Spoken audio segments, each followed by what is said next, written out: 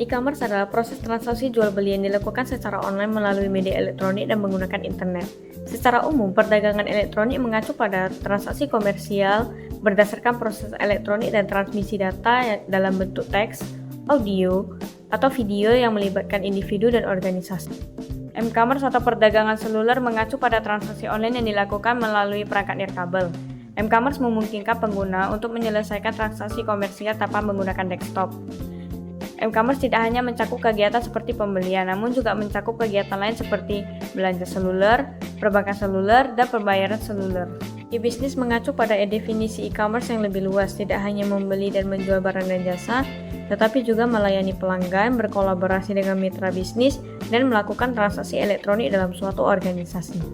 Definisi e-bisnis adalah pemasaran, pembelian, penjualan, pengiriman, servis, dan pembayaran produk, layanan, dan informasi di seluruh jaringan non-pemilik yang menghubungkan perusahaan dan prospeknya, pelanggan, agen, pemasok, pesaing, sekutu, dan pelengkap.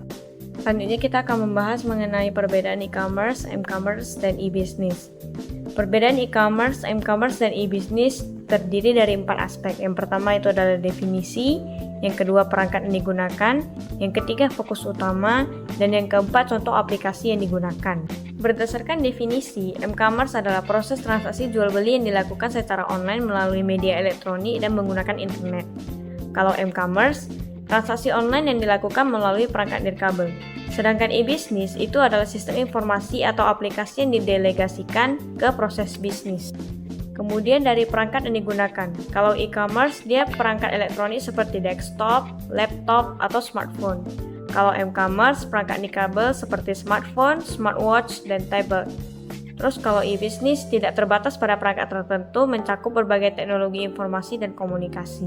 Kalau berdasarkan fokus utama, e-commerce berfokus pada transaksi jual beli secara online baik antara perusahaan dan konsumen atau lebih dikenal dengan B2C, antara perusahaan dan perusahaan atau B2B, maupun antara konsumen dan konsumen yaitu C2C. Sedangkan m-commerce itu memungkinkan transaksi yang dilakukan secara mobile seperti pembelian produk, pembayaran tagihan, transfer uang, dan lain-lain. Kemudian kalau e-business tidak terbatas pada transaksi jual beli tetapi juga mencakup integrasi TIC dalam semua aspek bisnis termasuk manajemen rantai pasokan, layanan pelanggan, pemasaran digital, dan administrasi internal. Kemudian kalau berdasarkan contoh aplikasi yang digunakan, kalau di e-commerce dia menggunakan Shopee, Lazada, dan Tokopedia. Kalau m-commerce dia menggunakan m-banking, Dana, dan OVO. Kalau e-business dia menggunakan sistem ERP, contohnya SAP dan Oracle. Terus kalau sistem CRM, contohnya Salesforce, sama sistem SCM, contohnya Microsoft Dynamics 365.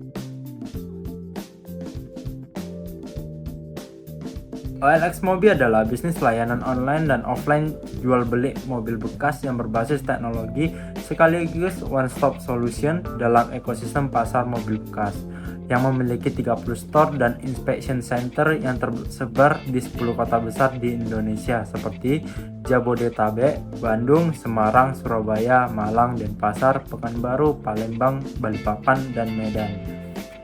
Keuntungan menjual mobil di OLX Mobi meliputi setiap mobil yang dijual akan diperiksa terlebih dahulu oleh staf ahli OLX Mobi untuk mendapatkan harga yang sesuai dengan kondisi mobil yang tertera. OLX Mobi memberikan proses yang lebih mudah. Penjual dapat memeriksa harga dan kondisi mobil hanya melalui aplikasi tersebut. Pembayaran di OLX Mobi juga lebih mudah. Uang akan ditransfer dalam waktu kurang dari 60 menit setelah kesepakatan jika semua dokumen lengkap. Selain itu, OLX Mobi juga memberikan keuntungan kepada pemilik mobil, sehingga pembeli tidak perlu khawatir dengan mobil yang akan dibeli. Keuntungan tersebut meliputi garansi mesin dan transmisi hingga 1 tahun, kemudian jaminan pengembalian uang dalam 7 hari, kemudian layanan perawatan gratis, kemudian tersedia lebih dari 2.000 mobil bekas bersertifikat, kemudian proses yang lebih mudah, yaitu dengan pilih mobil, jadwalkan test drive, dan pilih metode pembayaran.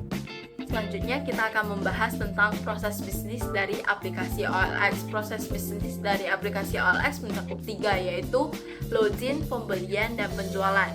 Login adalah proses login di mana mulai dari kita masuk aplikasi sampai ke halaman OLX. Pembelian adalah proses pembelian dimulai dari mencari barang yang kita inginkan sampai ke memberi ulasan produk tersebut. Yang ketiga, penjualan. Proses penjualan di mana dimulai dari memilih barang yang hendak kita jual sampai ke mengupload foto atau iklan produk tersebut. Selanjutnya saya akan membahas tentang kelebihan dan kekurangan dari aplikasi OLX. Kelebihannya mudah diakses. Tampilan OLX yang bagus dan rapi, simpel, memudahkan kita untuk mencari barang atau membeli barang yang kita inginkan. Registrasi juga mudah, hanya menggunakan akun Google dan akun dari Facebook. Memiliki traffic data yang tinggi, pasang iklan secara gratis. Bisa menjual berbagai macam barang, baik baru maupun bekas. Penjual berhubungan langsung dengan pembeli tanpa perantara. Pembeli bisa melakukan negosiasi harga, memiliki beragam fitur yang menarik seperti fitur premium, upload foto yang menarik. Kita juga dapat mencari barang dengan mudah hanya menggunakan kategori atau filter. Kekurangan OLX terlalu berorientasi pada teknologi, persaingan yang ketat. Kita sering membandingkan harga penjual yang satu dengan penjual yang lain, sehingga menimbulkan persaingan yang ketat dalam aplikasi OLX. Tidak ada jaminan kualitas karena banyak pembeli dan penjual bertemu secara online dan banyak percakapan dilakukan di internet. Ada kemungkinan kualitas akan menurun dan tidak sesuai dengan gambar. Penipuan daring.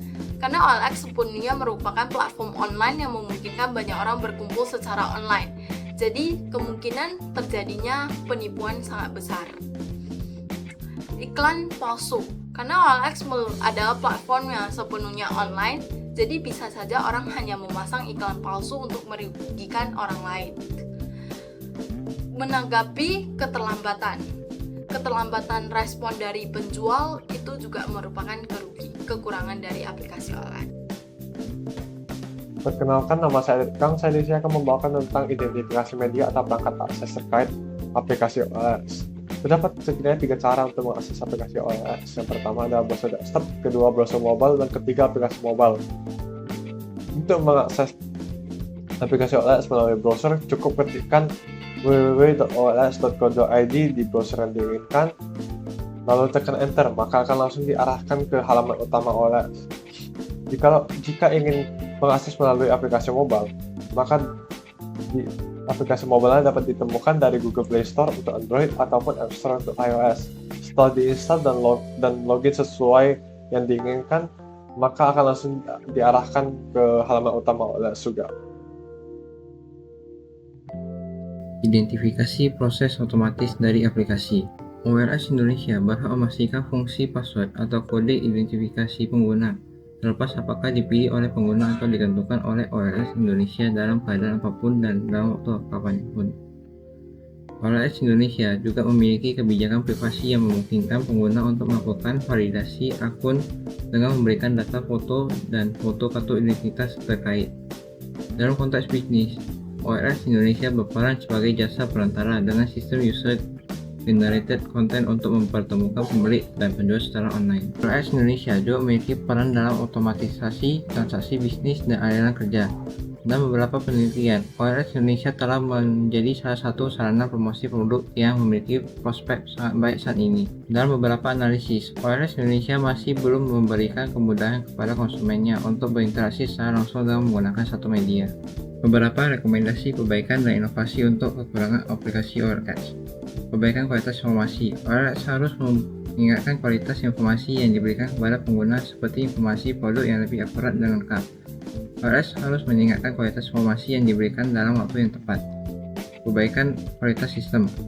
OLX harus meningkatkan waktu respon terhadap keluhan pengguna. OLX harus meningkatkan keandalan sistem aplikasinya seperti fitur chat yang mudah diakses dan sistem yang stabil dan tidak mudah error. Perbaikan kualitas layanan. OLX harus meningkatkan kualitas layanan asuransi yang diberikan kepada pengguna. OLX harus meningkatkan empati terhadap pengguna. Beberapa rekomendasi perbaikan dan inovasi untuk kekurangan aplikasi OLX. Inovasi fitur baru. OLX telah memperkenalkan fitur mobil lulus inspeksi yang dapat dinikmati oleh pengguna di Bali. OLX telah memperkenalkan layanan baru untuk membeli mobil bekas yang lebih berkualitas dan lebih aman. Analisis proses bisnis. OLX harus melakukan analisis terhadap proses bisnisnya untuk meningkatkan efisiensi dan efektivitas.